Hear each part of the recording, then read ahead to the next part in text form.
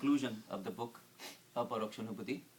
And my plan is to finish up whatever we have today, and then next weekend we're going to have a picnic and all that, and then following weekend we're going to have a guest speaker instead of our discussion, and then I'm going away 2 weeks. So once I come back, 3rd week of May, that's when we'll start the new chapter. Okay. A new chapter, a new book. New book, totally new. New chapter in the Right. spirituality never ends, I it just know. goes on, but totally new book and new everything. So that's why I want to finish today. And whatever is left, we'll leave it up to. We were talking about the manifest and unmanifest. Good morning. So the thing is that the whole question came about was the chicken and egg, right? So the egg is unmanifest in a chicken, and the chicken is unmanifest in the egg.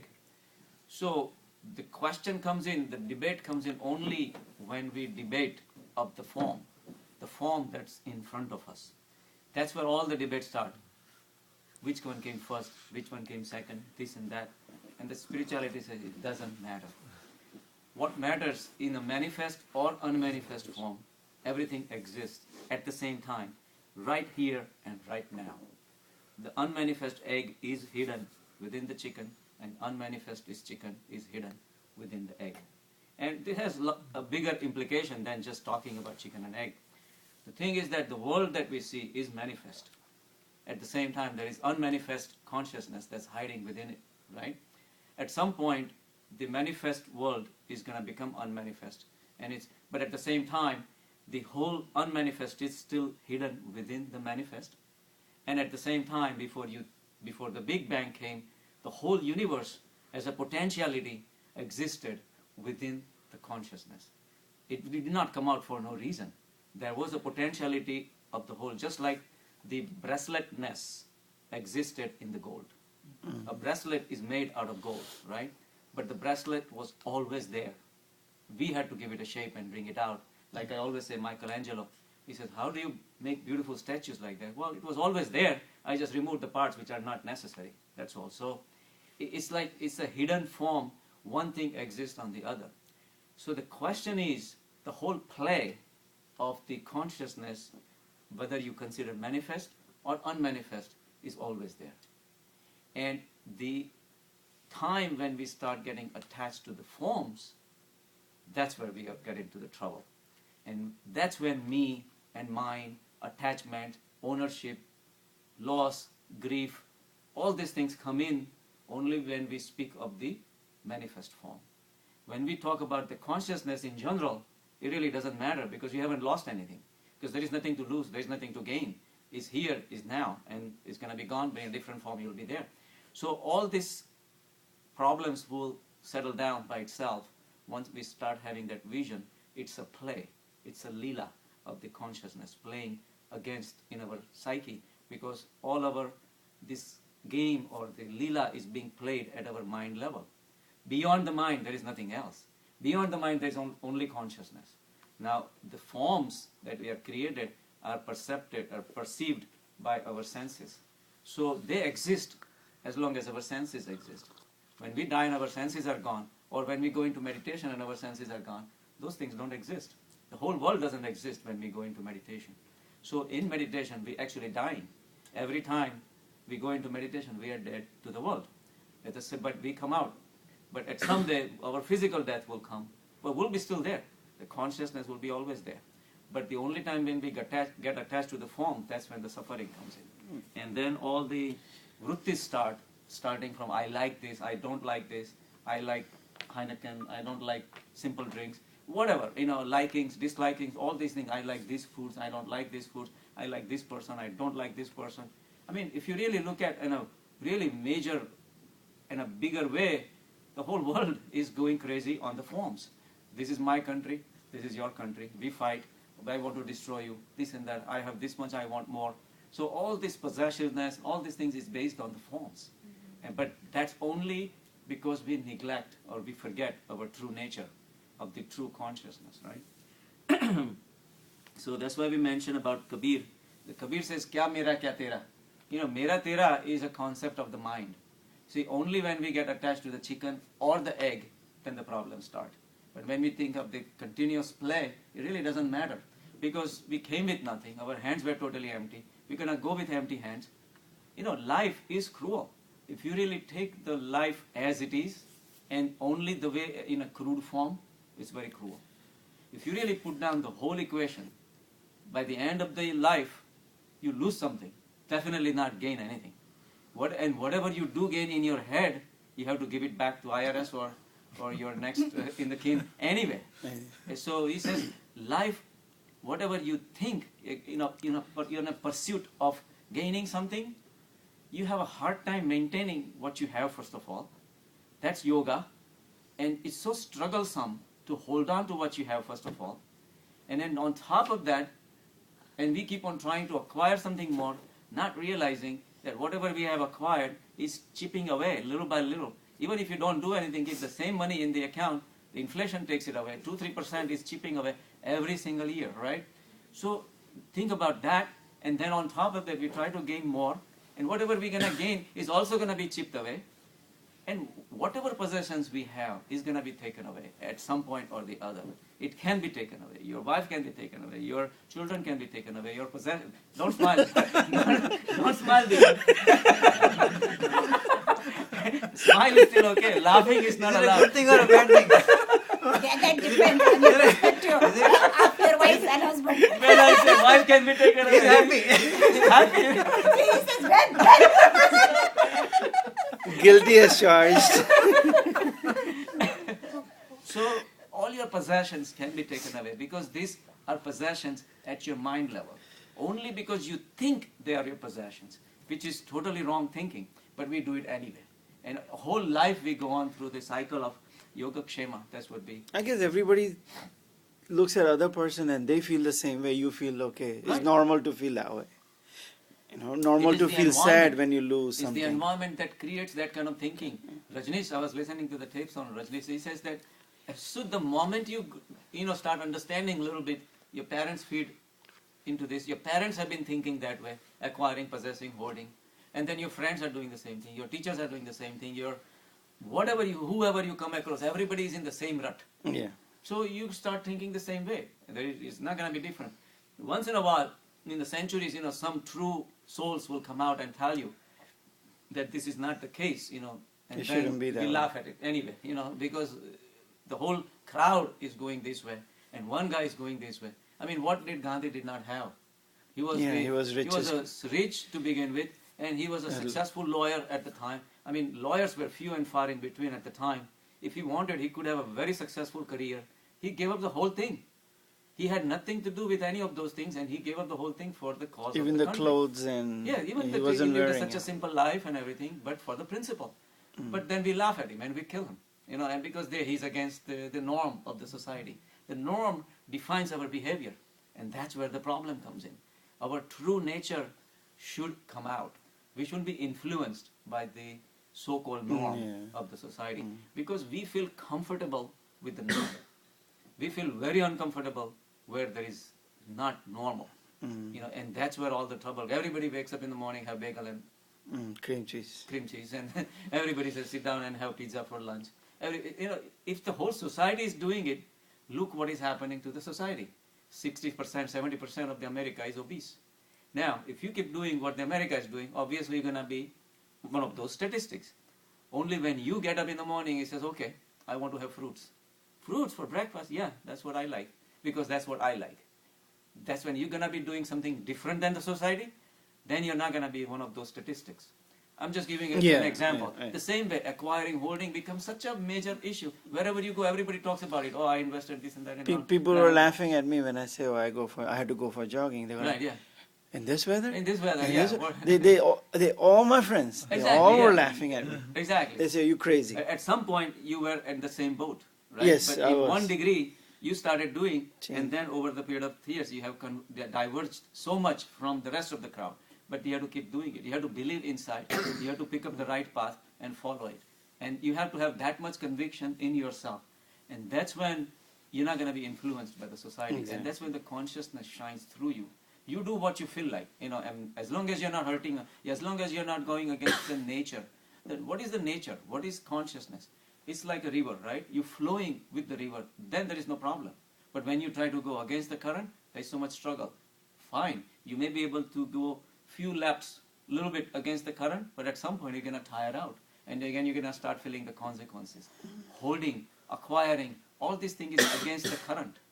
And when you try to acquire, and when you cannot acquire, or you lose and you cry and you get upset and you're, that's Anxiety. when you complain. Anxiety. And you say, what happened? Why am I so suffering so much? Why do I have to go through so much? Because you wanted something that is against the flow of the consciousness. But I think you have to be mentally, you call it mentally, you call it unconscious level, to be ready to understand and accept that Yes. okay, now this is what's happening and I'm not going to do that. So when I am consciously ready to do something different, then and then only I can do it. Absolutely. So when you're like, I always get confused between the karma part of the Gita, what Krishna tells, and all this, tera, mera, all that stuff. Because if you have a kid, now if you wait for the kid to his consciousness to come out, it may not come out, and then you have a disaster on your hands. Consciousness will always come out. But you have to, I'll tell you what. you have to channel your kid up to a certain point. Oh yeah, being a parent that's being part of it. Right. When you're not being a good parent, that's also going against the flow. As a consciousness has created you and has made you a parent, when you're not being a parent, that's also going against the flow. That's what Krishna said. Doing the duty of the Arjun was a part of the consciousness because he was meant to be. He says, even if I want to relieve the miseries of these people, I cannot do it. You are chosen. You are the one. And you, as the leader of the army, you have to perform your duties. So not performing duties is also going against the current. So whatever your assigned duties, you have to do it. And that's what the consciousness teaches. That's what the Gita teaches.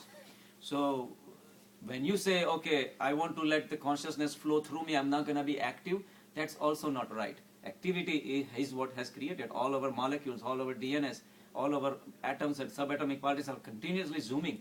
We are the motion. And the motion is in us.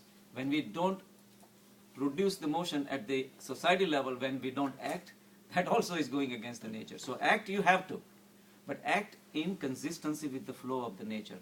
But the flow of the nature is to give, you do not hold. And when you realize the bigger picture of the consciousness, that everything is consciousness. Kya mera, kya tera. What is mine and what is yours? When you start thinking this is mine and this is yours and this is me and this is my requirement, that's when the ego starts building up. And that's why also you're going against the current. When we abolish the ownership concept, that's when the fun starts. So Kabir says that this is like dharamsala. And he says you sleep overnight and you wake up in the morning and you say, well, this is mine. He says, he says, you should be ashamed of calling this yours when it's not even yours. It's And given to you. It's been given to you as a temporary thing. And he describes this as a night. He said, jab subah ho jayegi, when the savera ho jayega, everybody's going to go on their own path again. So why fight? And why does he call it this night? Because night of ignorance. Ignorance. We are in the middle of Maya. This is all illusion. This is not reality. The reality is something else.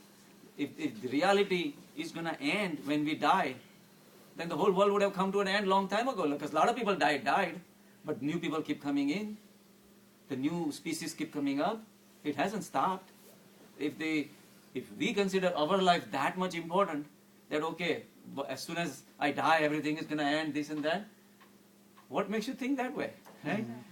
Millions of people have been dying for millions of years. Nothing has ended. And I always tell my patients, I said, before you were born, the life was going on. And after you're going to be gone, the life is going to go on. What makes you think that you are in control of everything and everything has to go according to your wishes and all that? Yeah. It's your wish that's a problem. It's your desires which is a problem. It's your determination that whole world should behave according to your wishes is a problem. That's where the suffering comes in. So don't Let have any desire. let them evolve on their own. Exactly. Be the observer. Drashta drashti. You observe, just enjoy life and be an observer as a part of the whole scene. You are a part of, this is a painting. This is a painting painted by your vrittis, your vrittis, your vrittis. Every vritti is a color, but it's only a color. What is in the background, the consciousness is the canvas. It's the canvas on which these paintings has been painted. And because of the colors, and we are contributing to that painting. Our vrittis, by being in a part of that, every single flake of paint is responsible to create this beautiful painting. But this painting is not the end.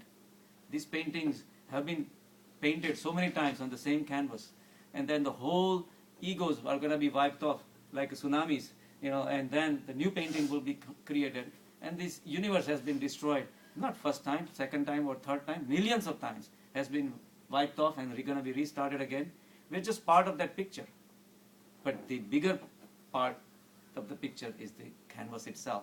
Canvas is steady. Canvas has seen it all. Canvas has nothing to do with the colors of the painting, what kind of effect it's going to have on somebody. Oh, this is a weird painting, this is beautiful painting. Doesn't matter. Canvas has been the observer. The consciousness just has been observing the game. And if you really switch the sides from the flake of the paint, and you're still part of the canvas, and you step on the other side, you become an observer too. But you still contribute with your colors as a part of the total picture, but still not forgetting your roots of being the canvas. And that's where the peace and the happiness comes in. Once you realize that there is nothing mine, then automatically whatever you failed in, also God says, I'll absolve you of your responsibilities, because you acted according to your nature, as long as you act with the nature. I mean, if you try to acquire something and then you hurt someone, then you have to pay the price, because you acted against the nature. That's your karma built up, and you pay the price. But as long as you flow with the nature, that's what Krishna was told. Krishna told Arjuna, he says, you do whatever you're supposed to do, and I'll set you free. You do your duties, that's all you have to do.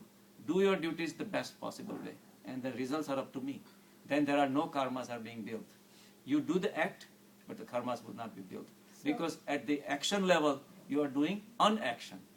Unaction means you devote, you offer everything to Him. And realizing that whatever you're doing is consciousness, whatever you're performing with, interacting with all the objects is also consciousness, and everything is just a play of consciousness, and you're just part of that play. Keep your egos down, do your duties, and that's it, and move on. So whenever the good rewards or the bad rewards come back, there is nobody to claim that, because ownership was never there to begin with. But you still do your duties though. That's the main thing. So the question is, how do you do it? The ownership concept has to be abolished to feel the happiness and the enjoyment of being in a syncing with the consciousness. How do you do it? The question is, they say renunciate, you give up the desires, you give up the attachment to the pleasures of the world and this and that. But how do you do it? The question is, when it does not even create a ripple in your mind. Now, we always say, like, when in the beginning, when you start thinking that, okay, that's when you have to select which objects are going to bind me to the sansar more than the objects which will not bind me. Eating a carrot is not binding. It's not addictive. Carrot cake is another story. Apple pie is another story. So it all depends. You choose your environment. So that's where the free will comes in. That's what we talked about, right? So we were talking about that slok from Kathopanishad, and I memorized it. I love that slok so much. So I'll just go through that shortly. They say Shreyascha, Preyascha, Manushyam, Etaha. Shreyascha means good. Preyascha means pleasant. Manushya, Etam is presented. Manushya is presented with two choices, good and pleasant. Tau Samariptya Vivinikti Dhiraha. Dhiraha means somebody who is equibalanced, somebody who is well balanced, a wise guy. What will he do? Tau. Tau means those two.